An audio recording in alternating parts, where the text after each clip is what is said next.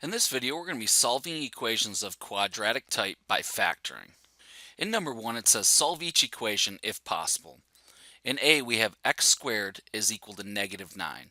So the first thing we're going to do is take the square root of both sides, and we get x is equal to plus and minus the square root of negative 9. And remember, the square root of negative 1 is equal to I, and the square root of 9 is 3. So we can rewrite this as plus and minus 3i. So that means our solution set is 3i and negative 3i. In B, we have the square root of x is equal to negative 9. And there's no number that we can put inside the square root and output a negative number. So here we have no solution. In C, we have x squared is equal to 9. So we're going to take the square root of both sides, and we get x is equal to plus and minus the square root of 9, and that's equal to plus and minus 3. So our solution set is 3 and negative 3. In D, we have the square root of x is equal to 9. If we were to square both sides, then x would be equal to 81. And our solution set is just 81. In 2, it says factor x squared minus 5x plus 4. And we could write that as x minus 4 and x minus 1. And now it asks, how does the variable in each factor compare to the middle term of x squared minus 5x plus 4 is equal to 0? In our middle term, we have an x. And if you look at the first term in each factor, we have an x and an x. So we could say the variables are the same.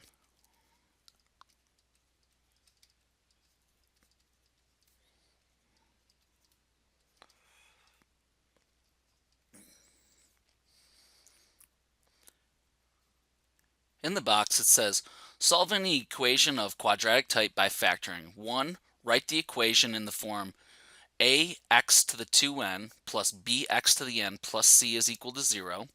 2. Factor the left-hand side of the equation. Make sure the first term of each factor has the variable x to the n. 3. Set each factor equal to 0 and solve each equation for x to the n. 4. Solve each solution for x if possible. And 5. Check your answer in the original equation. In 3, we have solve by factoring x to the 2/3 plus x to the 1/3 minus 6 is equal to 0. So we already have it in the proper form. And now they want us to factor the left-hand side. And we can say that this is x to the 1/3 plus 3 times x to the 1/3 minus 2 is equal to 0. We needed two numbers that multiplied together and gave us negative 6 and added up to 1. So we have positive 3 and negative 2. And if you look at the first term of each factor, it's x to the 1/3 because our middle term was x to the 1/3. And now set each factor equal to 0 and solve for x to the 1/3. So we have x to the 1/3 plus 3 is equal to 0. And x to the 1/3 minus 2 is equal to 0. And we're going to subtract 3 from both sides in the first equation. So we have x to the 1/3 is equal to negative 3. And now we're going to cube both sides. So we get x is equal to negative 27.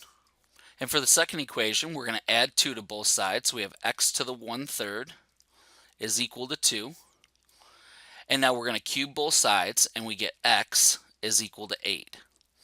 And now we want to check the answer and write the solution set. So back into our original equation, if we have negative 27 to the 2/3 plus negative 27 to the 1/3 minus 6, this should equal 0. And 8 to the 2/3 plus 8 to the 1/3 minus 6 should equal 0. Negative 27 to the 2/3 is equal to 9. And negative 27 to the 1/3 is equal to negative 3. And then we have minus 6 is equal to 0. And 9 minus 3 minus 6 does equal to 0. So 0 does equal 0. And then 8 to the 2/3 is 4. And 8 to the 1/3 is 2. And we have minus 6 is equal to 0. And 4 plus 2 minus 6 does equal 0. So 0 equals 0. So our solution set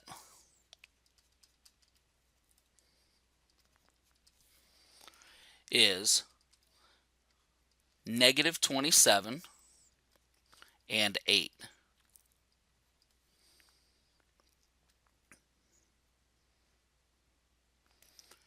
In 4, it says, solve by factoring x to the 4th plus 3x squared minus 4 is equal to 0. And the first thing they want us to do is factor the left-hand side. And our middle term has an x squared in it, so each of our factors are going to have x squared as the first term. And now we need two numbers that multiply together to give us negative 4 and add together to give us positive 3. So that's going to be positive 4 and negative 1. And now it wants us to set each factor equal to 0 and solve for x squared. So we have x squared plus 4 is equal to 0. And x squared minus 1 is equal to 0. And we're going to subtract 4 from both sides of the first equation. So we have x squared is equal to negative 4. And in the second equation, we're going to add 1 to both sides. So we have x squared is equal to 1. And now we want to solve each solution for x if possible. So the first equation, we're going to take the square root of both sides, and we get x is equal to plus and minus the square root of negative 4, which is also equal to plus and minus 2i. And for the second equation, we're going to take the square root of both sides, and we get x is equal to plus and minus the square root of 1, which is also equal to plus and minus 1. And now we want to check the answers and write the solution set. So if we were to check 2i and 1, that will cover us for plus and minus 2i and plus and minus 1 because both of our powers are even. So even if we were to input a negative number, it's going to come out positive. So here we have 2i to the 4th plus 3 times 2i squared minus 4 is equal to 0. And we're going to have 1 to the 4th plus 3 times 1 squared minus 4 is equal to 0. And I to the 4th is equal to 1. And 2 to the 4th is equal to 16. So we have positive 16 plus 3 times I squared is equal to negative 1. And 2 squared is equal to 4. So we have negative 4 minus 4 is equal to 0. And then we have 16. And 3 times negative 4 is negative 12 minus 4 is equal to 0. And 16 minus 12 minus 4 is equal to 0. So 0 equals 0. And to check 1, we have 1 to the 4th, which is 1, plus 3 times 1 squared, which is equal to 3, minus 4 is equal to 0. And 1 plus 3 minus 4 does equal 0. So 0 equals 0. So our solution set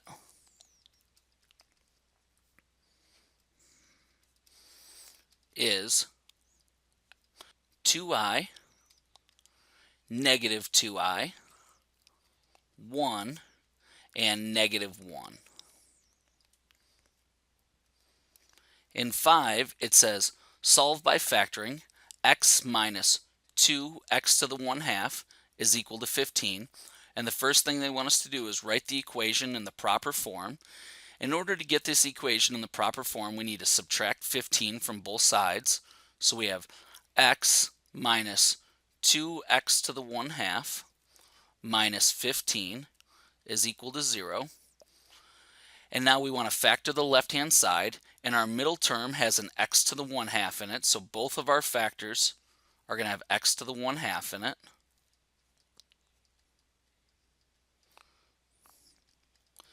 And now we need two numbers that multiply together to give us negative 15 and add together to give us negative 2. So we're going to have negative 5 and positive 3. And now we want to set each factor equal to 0 and solve for x to the 1/2. So we have x to the 1/2 minus 5 is equal to 0, and x to the 1/2 plus 3 is equal to 0. And now in the first equation, we're going to add 5 to both sides. So we have x to the 1/2 is equal to 5. And in the second equation, we're going to subtract 3 from both sides, and we get x to the 1/2 is equal to negative 3. And now they want us to solve each solution for x if possible. In the first equation, we're going to square both sides, and we get x is equal to 25. And in the second equation, there's no number that we can put into x to the 1/2 that will output a negative number. So there's no solution for the second equation. And now we need to check 25 and make sure it's not an extraneous solution and write a solution set.